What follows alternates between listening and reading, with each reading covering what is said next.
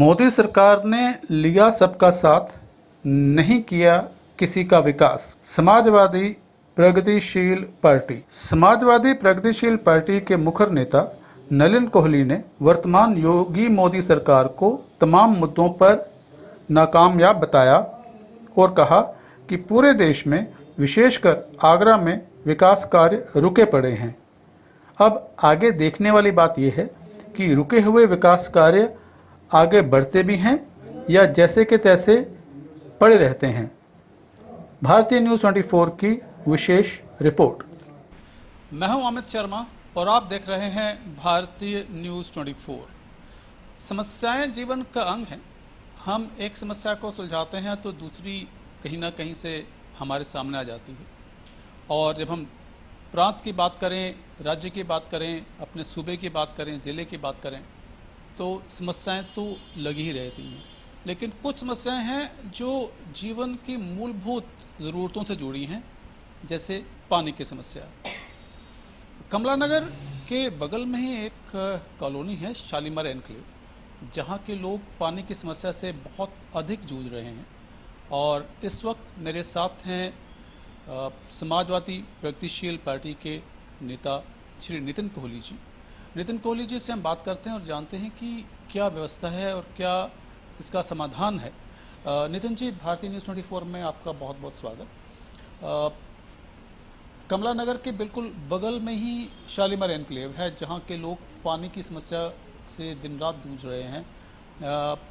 क्या व्यवस्था है पानी की और क्या सिचुएशन है इस वक्त पानी की प्रॉब्लम्स को लेकर के? देखिए, मैं तो कहूँगा आपने सिर्फ एक छोटा सा एरिया देखा, शालीमार एनक्लेव। इस समय पानी की समस्या पूरे आगरा में है। वर्तमान सरकार या इनके बीजेपी के जनप्रतिनिधि इस समय आगरा में करीब 9 विधायक हैं, 9 की 9 ज़्यादा से ज़्यादा बीजेपी से हैं। एक मेयर है, जिला पंचायत अध्यक्ष, सभी लोग सरकार के जनप्रतिनिधि हैं। उसके बावजूद भी आगरा को विकास के मामले में शून्य रखा गया है। पानी की समस्या सबसे बड़ी समस्या है।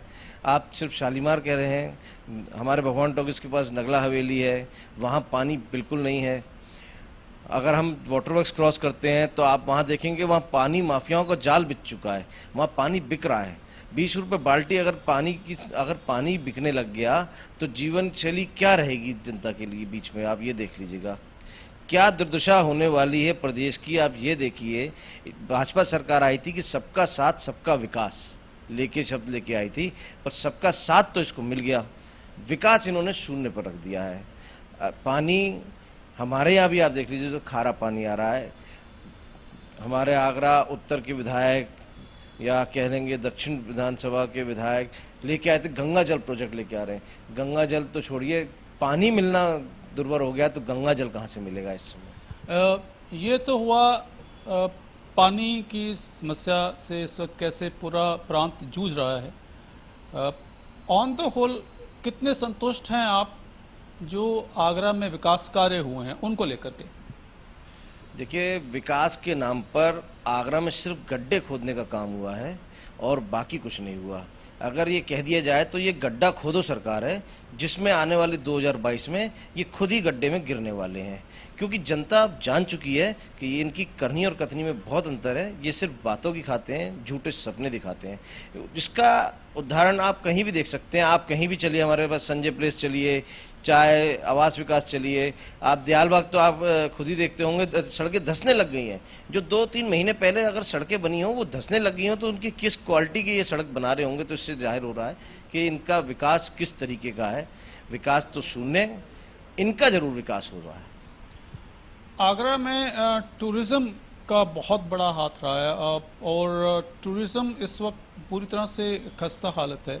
आपको लगता है इस सरकार ने टूरिज्म को रिवाइव करने के लिए कुछ कदम उठाए हों, या देश में और प्रांत में खास तौर पे आगरा में बेरोज़गार जो बच्चे इस वक्त घूम रहे हैं उनको कुछ नौकरियों देने के लिए कुछ किया हो, या आईटी सेक्टर को कुछ बढ़ावा देने के लिए कुछ किया हो, या जो आगरा की जो शू इंडस्ट्री है, जो परंपरागत इंडस्ट्री यहाँ पे रही है, जो लाखों लोगों के जीवन से जुड़ रही है, जुड़ी रही है उसको बढ़ाने के लिए कुछ किया हो? इन सब इंडस्ट्रीज़ की रिवाइवल के लिए और सर्वाइवल के लिए सरकार ने अगर कुछ कदम उठाए हों या जो सिचुएशंस है इसके बारे में आप क्या कहेंगे?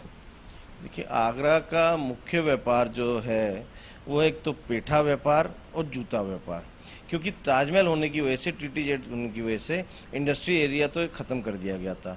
और लगातार हमारी ये मांग है सरकार से, हमने माननीय मुख्यमंत्री जी को ट्वीट भी किया है कि आगरा में आईटी सेक्टर और फिल्म सिटी होनी चाहिए, क्योंकि आईटी सेक्टर अगर आगरा में आ गया तो जो आप इस बेल्ट को ले लीजिए, चाहे आगरा, फिरोजाबाद, इटावा, इस बेल्ट के भी जो लड़के जो दिल्ली एनसीआर में जॉब कर रहे हैं, अपने परिवार से दूर रह के जॉब कर रहे हैं, उनको आगरा में रहने का मौका मिलेगा। इससे हमारे परचेजिंग पावर भी बढ़ेगी, क्योंकि जब आईटी सेक्टर हमारा खुलेगा तो यहाँ पर कई चीज़ें आएंगी। उसके बाद जो मॉल्स बंद होते जा रहे हैं, व्यापार बंद होते जा रहे हैं, फिर उसकी परचेजिंग पावर भी बढ़ेगी। तो यहाँ पूरा आगरा की अगर रफ्तार चाहिए, व्यापार की रफ्तार चाहिए, तरक्की की राह चाहिए, तो इसमें आईटी सेक्टर और फिल्म सिटी, जो कि आज तक भी कोई भी हमारे दोनों सांसद हम कह दें, अगर कहना चाहें तो सिर्फ सपने दिखाते हैं। क्या आईटी सेक्टर की आवाज़ नहीं उठा सकते हैं? क्या फिल्म सिटी आपका झज्जर पे जारी थे वो नहीं उठ सकता? इंटरनेशनल एयरपोर्ट का वादा किया हुआ था, कहाँ गए सारे वादे? बैराज पुल तो रुका हुआ है। सारे वादे शून्य, विकास शून्य, सिर्फ अपना मतलब का लेना, वोट ले लीजिए और बाकी जनता को बेवकूफ़ बनाने का काम कर रही है।